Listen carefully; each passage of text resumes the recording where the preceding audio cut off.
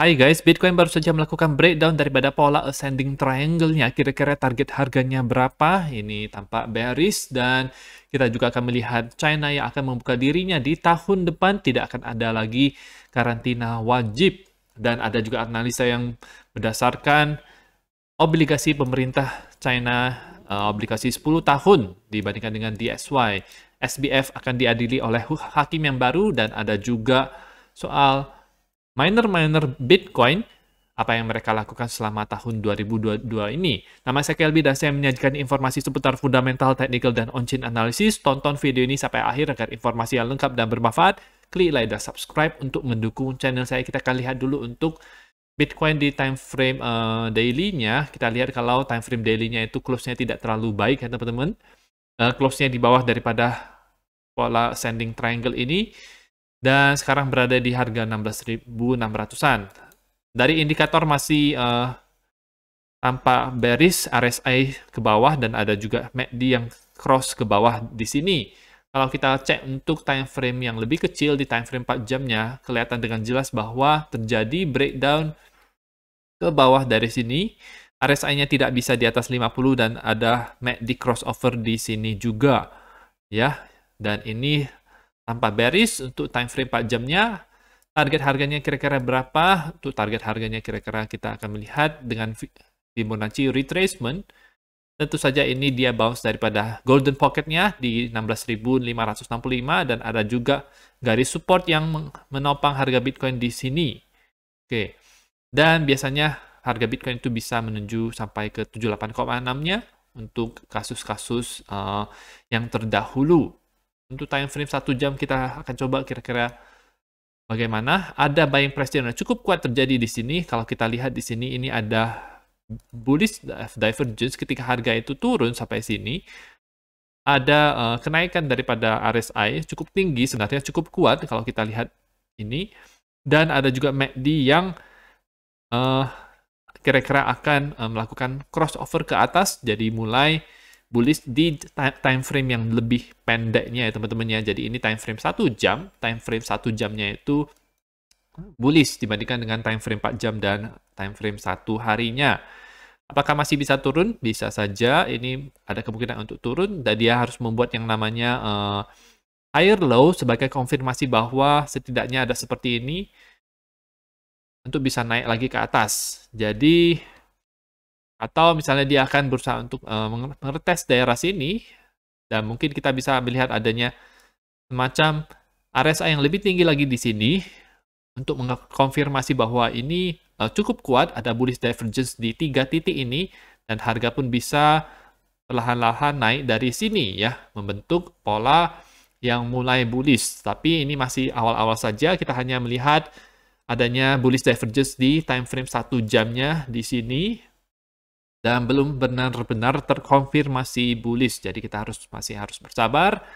Target harganya sebenarnya cukup dekat ya, sudah cukup dekat dengan yang kita prediksikan. Oke. Kalau kita cek untuk daripada time frame yang lebih besarnya, maka ada garis support yang kuat yang menopang harga Bitcoin di sini, di mana harganya itu dekat dengan low yang barusan terjadi, yaitu 16.500-an daerah situ. Kalau kita misalnya gagal ditopang oleh harga di garis ini, maka kita bisa ke harga yang lebih rendah, ke daerah 14 ribuan ya. Jadi itu adalah prediksinya untuk sekarang-sekarang ini.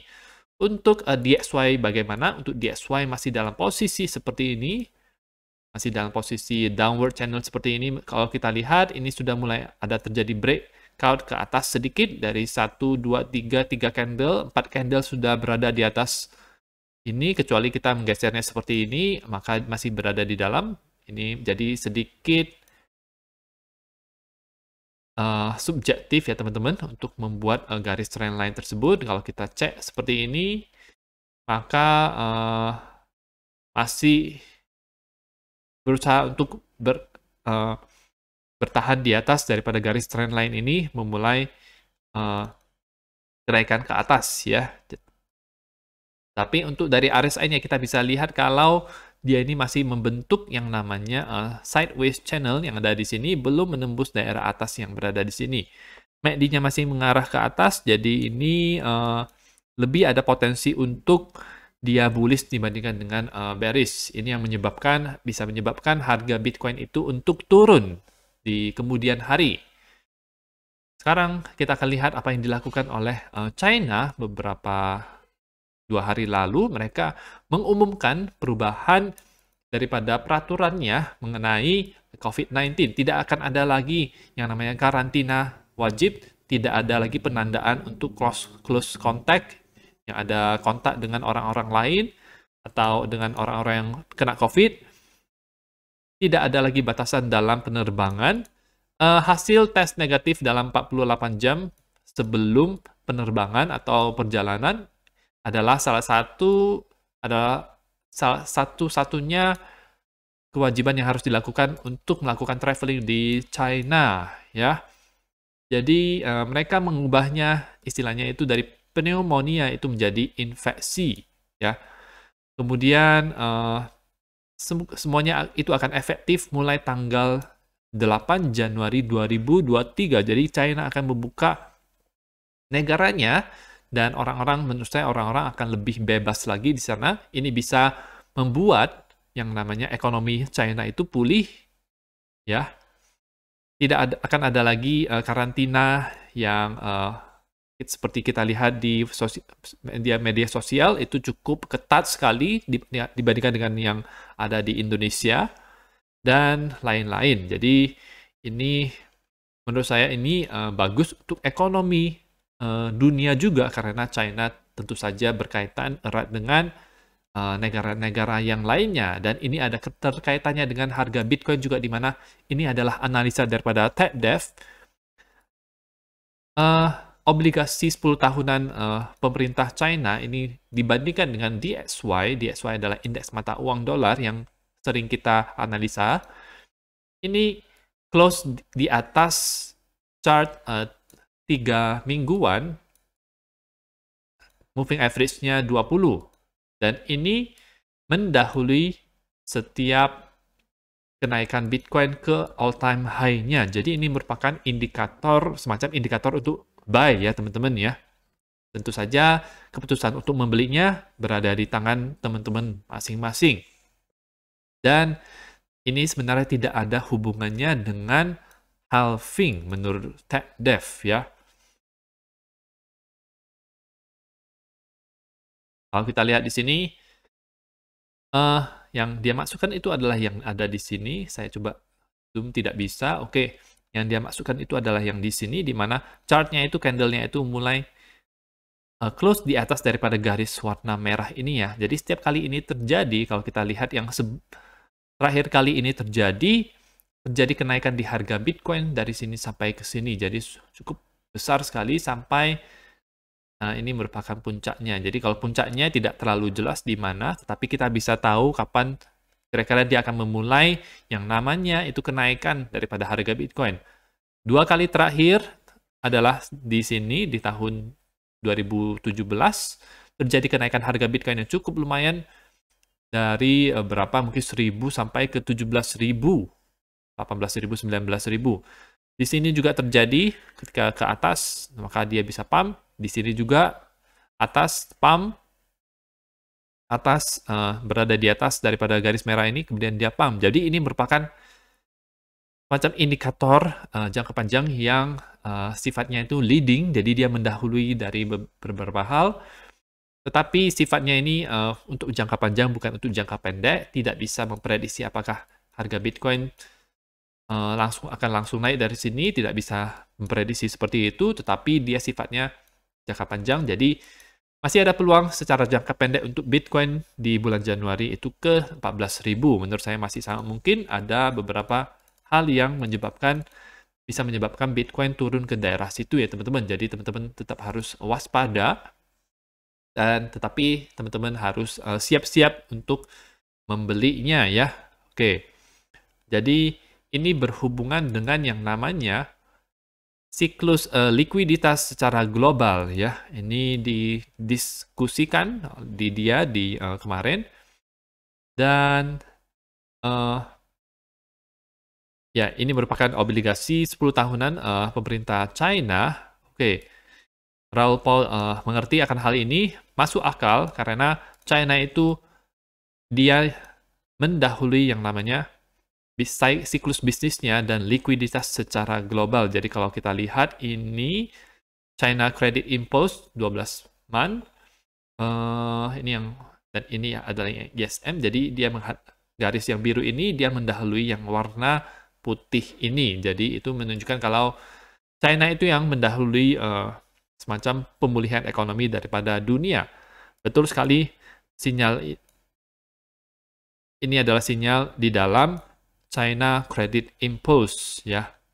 Dan ini menurut saya ya seperti yang tadi saya bilang merupakan tanda bahwa harga Bitcoin sudah dekat kepada bottom-nya. Oke. Ini adalah berita mengenai SBF di mana ada hakim baru yang akan mengadili dia yang pernah mengadili Donald Trump sebelumnya ya. Seorang hakim Manhattan yang bukan yang tidak benar ya, jadi ini yang benar-benar dan yang profesional pernah menghandle kasus Prince Andrew dan Donald Trump ya. Nah, hakim yang sebelumnya Lewis Kaplan itu hakim yang baru ini menggantikan temannya Ronnie Abrams karena ada potensi conflict of interest ya. Jadi sepertinya ada hubungan kekeluargaan atau pertemanan dengan SBF-nya. Jadi lebih baik mungkin dia tidak ikut mengadilinya. Tapi kita akan lihat kalau dia akan diadili oleh orang yang profesional.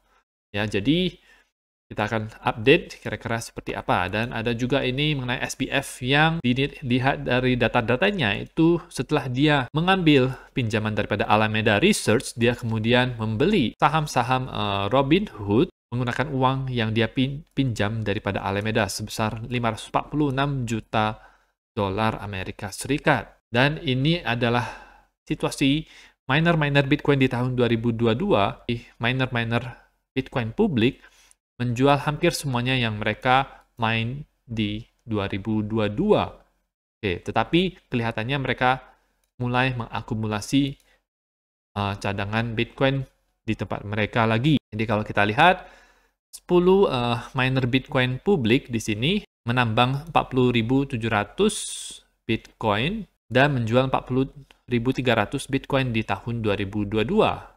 Ya, ini merupakan situasi yang mereka harus lakukan menurut saya karena harga Bitcoin juga tidak terlalu tinggi di tahun 2022 dan penggunaan jaringan daripada Bitcoin juga tidak terlalu tinggi, tidak seperti di tahun 2017 menurut saya. Penggunaan jaringan tersebut juga berpengaruh terhadap revenue daripada miner karena transaction fee yang masuk kepada miner itu juga transaction fee yang dibayarkan oleh orang-orang yang mengirimkan Bitcoin dari satu wallet ke wallet yang lain itu juga masuk kepada miner, jadi itu berpengaruh terhadap revenue daripada minernya. Mereka terpaksa harus menjual Bitcoin-Bitcoinnya, tetapi mulai menambahkan cadangan daripada Bitcoinnya, meskipun tidak terlalu banyak, sedikit-sedikit. Mungkin mereka menganggap bahwa bottom sudah dekat, ini kita berada di dalam penurunan harga yang cukup ekstrim dan berlangsung sudah dalam waktu yang cukup lama sehingga ini merupakan mungkin waktu yang tepat untuk mulai mengakumulasi